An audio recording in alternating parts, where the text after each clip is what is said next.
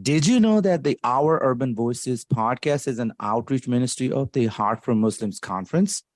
Our vision is to promote love for Muslims and eliminate the fear of Islam. Join us this year on Saturday, November 5th at Trinity Baptist Church in Manhattan, New York.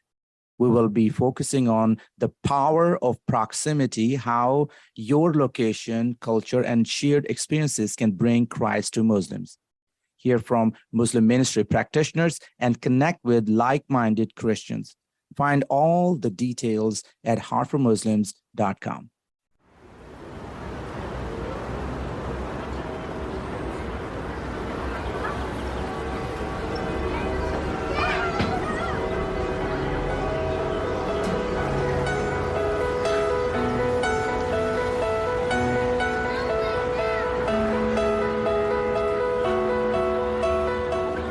You are listening to Our Urban Voices with Dr. Alphonse Javed, a podcast that presents Christian narratives through diverse voices that impact urban ministry. Here is your host. In this podcast, we cover everything from churches and church planting efforts, mission and missions organization, evangelism, and unreached people groups, emerging movements and initiatives, justice, current events related to faith, and the persecuted church too. Author interviews, and more. Let's get to it. Hello and welcome back to Our Urban Voices. I'm your host, Dr. Alphonse Javed. Today I'm joined by Kaemingk, author of Christian Hospitality and Muslim Immigration in an Age of Fear. Our topic today focuses on how Christians should respond to Muslim immigration from a biblical perspective. Matthew is a public theologian who explores questions facing Christians serving in politics, culture, and the marketplace. He teaches ethics and public theology at Fuller Theological Seminary. He holds doctoral degrees in systematic theology and Christian ethics. Thank you for joining us today, Matthew. Absolutely. It's good to be with you, Dr. Javed. So let's start with a simple thing. I think it's important for people to know that we are human beings. And we have families and we live in houses and we don't all the time out there. So tell us a little bit about your family so people can get to know you on personal level before you talk about your work life. Absolutely. I have a family and we do indeed live in a house. That's a beautiful answer. So you have a family, you got children or what's going on? Yeah. So my wife's name is Heather and she is a worship director. And we have 3 boys who are ages 11, 9, and 7. So that means that our house is pretty loud. And from time to time, things are broken. So it's a loud, happy house. And it's been a good summer. We're traveling a bit and we like to go to different national parks and things during the summer. But yeah. Well, I totally I can relate with you because I got 4 children. My 2 older ones are 5 and almost 4. So 5 and 3 for now. And it's the same thing, man. 24/7 noise. You got to just handle that. And then my girls are 1.5 years. So the twins. So you have like 4 children. And just imagine that. And now it's summer break. So their mom is not liking the summer break. It's the first summer break because the first time my boys are, they just start going last year. So yeah, we're learning new things too. Yeah. So I'd like to start at the beginning to give listeners a sense of your background. What was the catalyst for your work on Christian responses to Muslim immigration? Sure. So I was, I was in college when 9/11 happened, and I was studying political science and was asking a lot of questions about faith and politics. And then when 9/11 happened, our campus was filled with lots of debates about terrorism and Islam and the war in Afghanistan and Iraq. And so I was asking lots of questions about how Christians should respond to things like terrorism and Muslim immigration. And after I finished college, I went and served in a refugee camp in Eastern Europe where, there were lots of refugees leaving Yeah. Afghanistan and Iraq, and served in a UN refugee camp. And there I just spent the entire summer living with Muslim refugees and getting to know them and hear their stories. And that was very impactful for me. And just to hear the story of how difficult it is to sort of leave one culture and one language and one way of life and enter into another. And so that caused me to continue to ask questions about Christian ethics and Christian politics and how Christians relate to Muslims, and went on to study more about just a biblical response to non-Christian neighbors, biblical response to immigration debates and things like that. And ended up studying in the Netherlands, which is one of the places where there have been, debates about Muslim immigration for about 30 years. And so, I've just been asking those kinds of questions for about 20 years now, and talking with a lot of Christians on the right and Christians on the left, and trying to wrestle with, what does Scripture, what does Jesus call us to in this particular moment? So, as I'm, listening to you, and you said 20 years, it's been 20 years that you've been asking these questions, right? And exploring and looking to the Bible. So Bible has it's been the way it is since the Lord gave us his word from day one, when he started communicating to a human being, right? But yet the situation in our lives are always evolving. And when it comes to Islam, is one of those situations that's it's just happening. And politicians come and go, and they do their thing, but the Bible remains as it's always been. It's a strong representation. That's why I'm so interested in Christian perspective. And I think everyone can agree that immigration, especially of Muslims, is a very hard button issue. Another guest on the show, James Raymond, actually talks some about how both the responses of the political right and the left fail to inform Christians on how we should respond to Muslim immigration. Can you explain your view on each of these political responses and why they fail? And I just want to also make very clear, the answer is not coming from, the politics. That's not what I'm asking for, but I just want to know your view. Sure. So, a relatively simple way of thinking about, the political right and the political left on issues of immigration is, if you think about the analogy of a house. And those on the right are focused on the building of walls, sort of high walls around the house to protect the house. So they want security, they want boundaries, they want limits to protect what's going on inside the house. And so first of all, it's just important to note that those on the right and those on the left are correct in some very important ways. So those on the right are absolutely correct that security and protection are important, that the government has a responsibility to keep its citizens safe and to enforce certain limits and boundaries. Right. And those on the left could be said to be advocating for a door that opens, right? Mm-hmm. So one is advocating higher walls, the other is advocating, sort of wider doors that can let people in.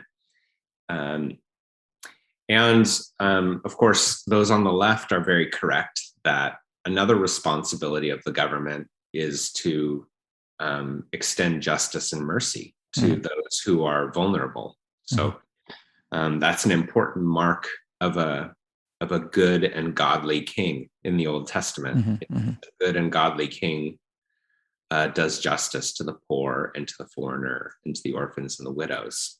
We see that throughout the Old Testament.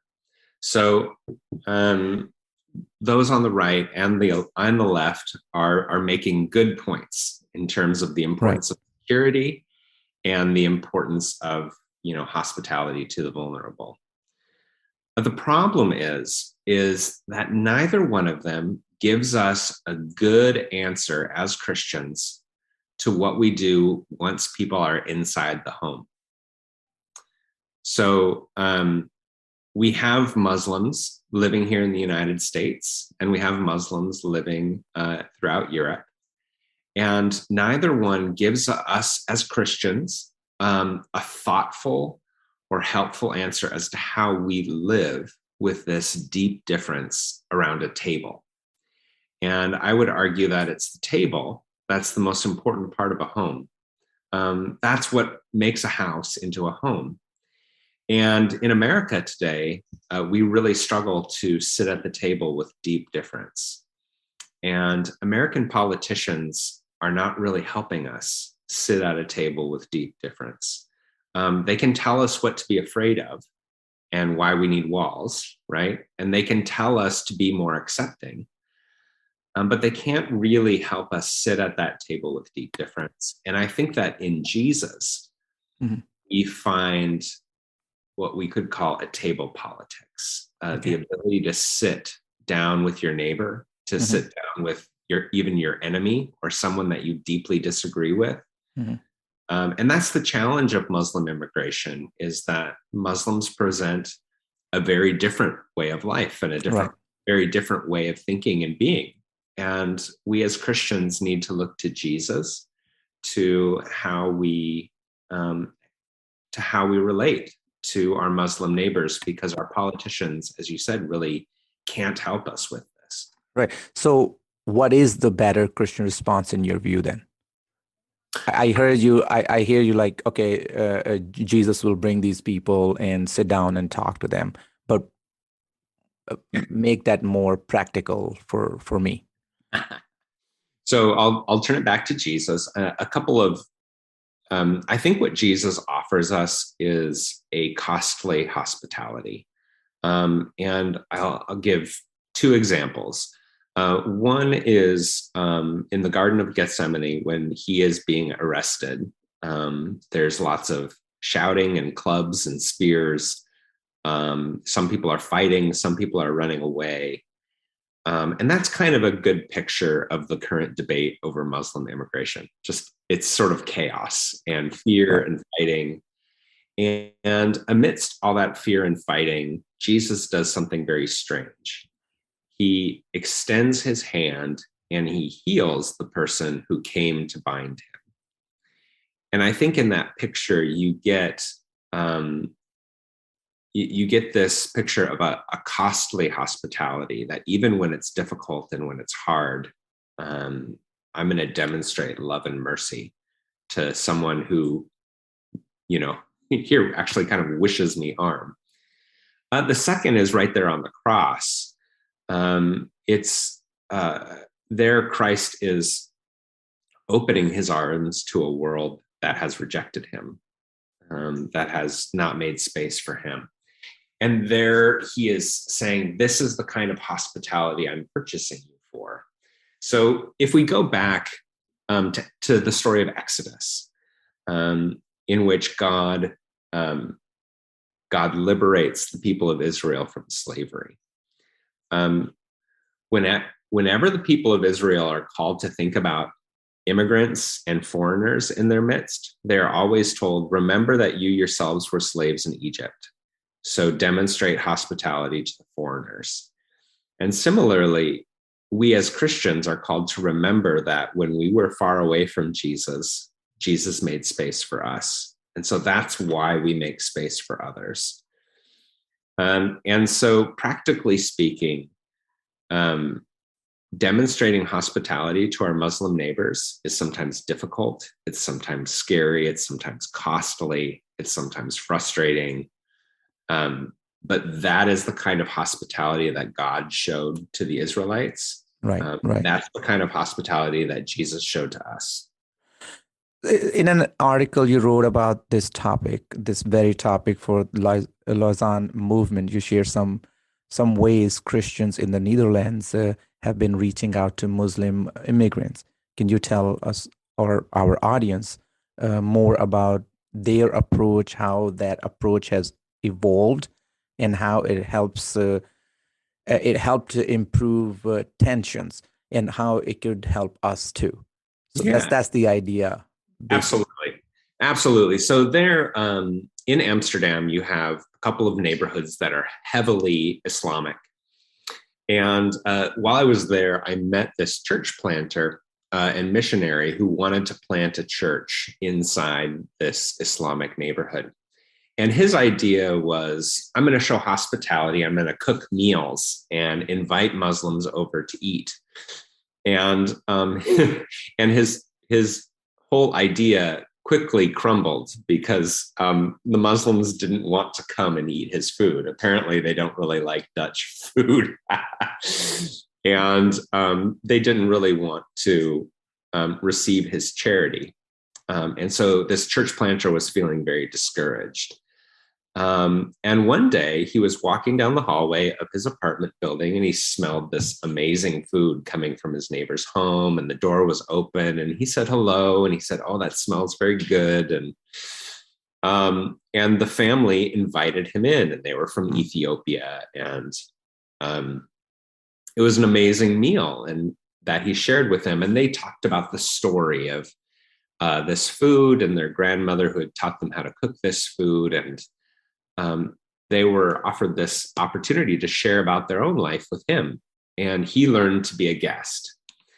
And it was in that moment that he completely changed his understanding of missions and church planting, in that he learned to be a guest and learned to listen to these immigrants and their stories, and learned to listen to some of their pain and some of their longing and their loneliness.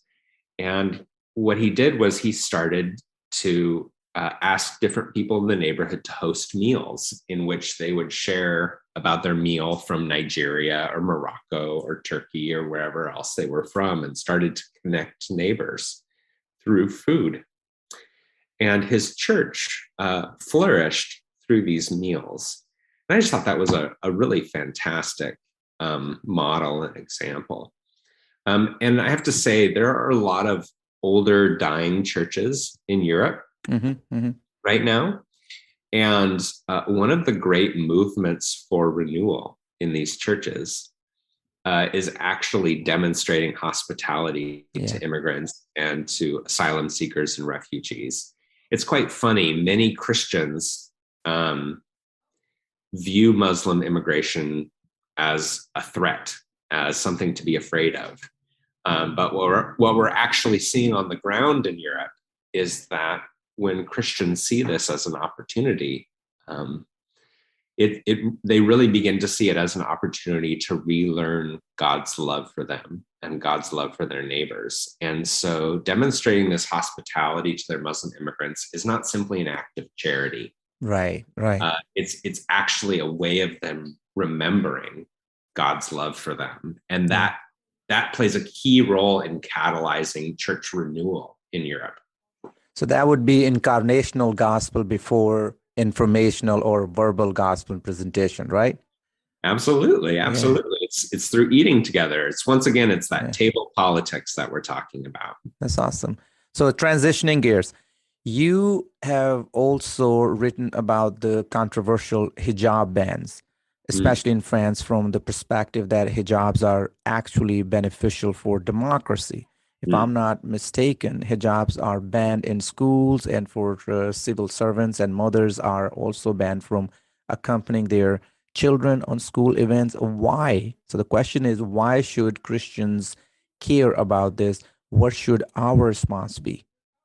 Yes. So that's right. So in France, the French government has made it very difficult for Muslim women to wear a veil or a headscarf in a lot of different public spaces. And the question of why should Christians care? I mean, first of all, there's a very simple reason, which is they are our neighbor and we're supposed to care about our neighbor. But I think deeper, we as Christians understand that certain things are sacred, and we know that certain things are sacred to us. And if the government was trouncing or banning these things that were sacred to us, we would feel that. We would feel that pain, and we would want the government to stop doing that. And in general, it seems to me, and this is part of the reason why I wrote this book, was Christians are very aware when their freedom is being impinged upon by the government. Christians are very good at defending their own religious freedom and their own religious institutions. Christians are not always so good at defending the religious freedom of others. And it seems to me that when Christians defend the freedom of churches, that's a good thing, but that's not very surprising. But when Christians defend the rights of Muslims, that's right. Surprising, right? That's special. That is something that would cause someone to take notice. And I think that that's an interesting witness, right? And I'll tell the story. In the Netherlands, there was a terrorist attack, and after the terrorist attack, a number of mosques were being burned, and the mosques were being defaced around the country. And there was this group of Pentecostal pastors who, during this time, started to go to their local mosques, and they started to guard the mosque for their Muslim neighbors. And they said, we Christians in your neighborhood are going to guard these mosques at night to make sure that no one attacks them. And it's not because we believe in Islam or Muhammad or the Quran, but it's just because you are our neighbors. Right. And that was sort of a confusing grace that was demonstrated in that moment, and something that those Muslim citizens will never forget. So I just think that's of note. And I think often we forget that, when we are saved, and the idea is that, okay, now we're going to live for spirit. I don't know why most people, that's how they perceive. You're saved, so all you need to do is just think about your soul. And my issue is, I think my issue with that is like, well, but you're still, and not my issue, that's the issue that we see is the New Testament talking about, that you're still living on this earth. If God wanted, he could have just snapped it, and you would have been immediately, as soon you become Christian, you are lifted up and you are in heaven. But he chose it was his choosing. He chose us, but he also chose for us to remain on earth for a period of time. And when we are living on earth, not everyone going to become a Christian. That's another thing that we gotta just remember, that's not our choosing again. Our choosing is to remain in that grace that God has extended, and extend that grace to other people. And an extension of that grace sometimes can be selfish, more selfish, and with the motivation that I'm going to convert the person. And that's the problem with almost every religious organization, that the idea behind, like, I'm going to do things to just convert people. But when it's very clear, hey, I'm going to do it because you're my neighbor, I'm a human, God planted me here, put me here, I'm going to just love on you because that's what I've been taught. And because of that, if somebody sees, and if they question, and that's, you have heard those stories, I've heard those stories where people have asked, like, why do you do that? Immigrants who are arriving here, and churches are opening their doors and loving on them. Immigrants are asking, especially the recent wave of immigrants came from Afghanistan, and they were like, why are you doing this? We are running from our own people. They are the ones we are running from, and you are opening your door. So they are asking why. There's a great opportunity to share. But if it starts with like, okay, let me do this because I want you to convert, then it's just, you're not using sword, you're just using guilt. That's also not a good thing either. So it's difficult. Anyways, I don't need to, I'm interviewing you, so I don't need to be going. Oh, that's wonderful. Thank you. So as we wrap up, do you have any advice for Christians or pastors who want their churches to start outreach or reaching out more to Muslim immigrants, but are facing division or pushback from within their congregation due to the political environment, the politics in our country? Yeah, it's difficult. I have two different responses. One is theological and one is practical. Sure. So when you're having fighting within your congregation about how to respond to a local mosque or to local Muslims, I think the first thing is to go to the cross and say, what has God done for us? And then what does that mean for us, right? God has demonstrated a generous hospitality, Right. A costly hospitality. Mm-hmm. He has purchased us for a life of love and hospitality. That's what Jesus did. Therefore, we need to honor that gift by demonstrating that gift to others. So I think that the cross has to be at the center of our conversation about what we do. That's right. And say, okay, how are we going to honor this cross in our response to, and that was the same for the people of Israel, right?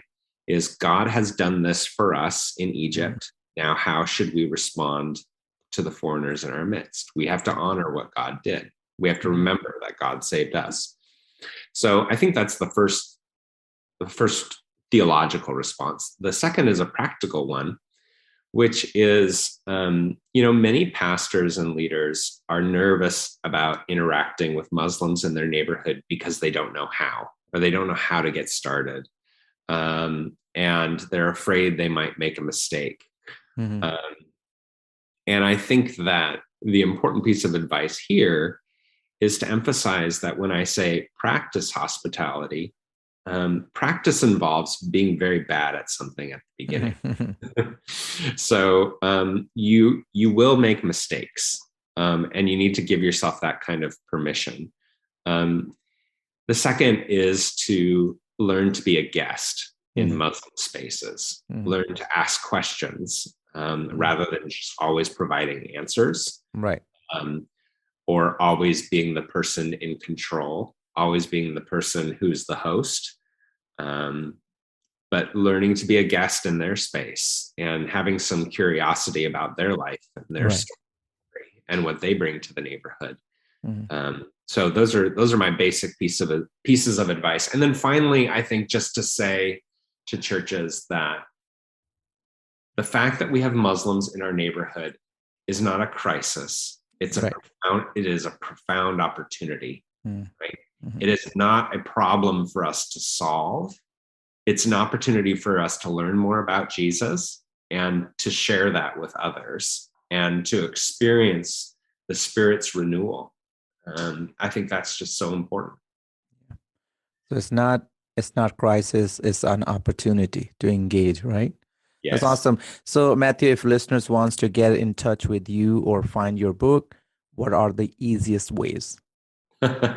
Well, it's online wherever books are sold. So Amazon, you can find the book. It's called Christian Hospitality and Muslim Immigration in an Age of Fear. And they can, if they're on Twitter, they can find me there. I also have a website, MatthewKaemingk.com. But yeah, it's been really wonderful just kind of traveling around the country and having these conversations and hearing the amazing things that God is doing in and through churches as they open up and have these kinds of conversations, pastors and imams having coffee together, talking to one another, asking each other's questions. It's really powerful. So I hope your community will, get more involved in this stuff. This is great. Yeah. And we will include your information in this in the description of this episode, so people can access that easily too. So for the last thing, because we talk about heavy topics, some people agree, other disagree, some like, other never gonna listen to this podcast ever again, even though every week we bring new voices with the different topics, but you never know what's going to happen. But it's heavy it's heavy stuff. So I like to ask you to tell us a joke to lighten our mood. So those who disagree, they still remember that we still love each other, and it's okay to discuss heavy topics, right? So tell us a joke. Yeah. I'm trying to think of like, as a father, I need to have like a dad joke, right? Yeah, you gotta. I'm sorry, I did not prepare a joke. I did not. So we'll have to Go with knock joke. There are so many knock jokes. Oh, okay. Here's one. This is from my 7-year-old. Okay. Knock. Who's there? Dwayne. Dwayne who? Dwayne the tub. I'm drowning. Okay. I will ask my son to listen to the podcast and give me his review. Good job. Thank you so much for being on the show again. That was Dr. Matthew Kaemingk, a public theologian and author from Fuller Seminary. And thank you to all our listeners. You are all truly what makes this podcast. If you have learned anything or have been inspired at all today, please be sure to subscribe to the show and leave an honest review wherever you listen to your podcast. Tune in next week for more honest discussions from diverse voices.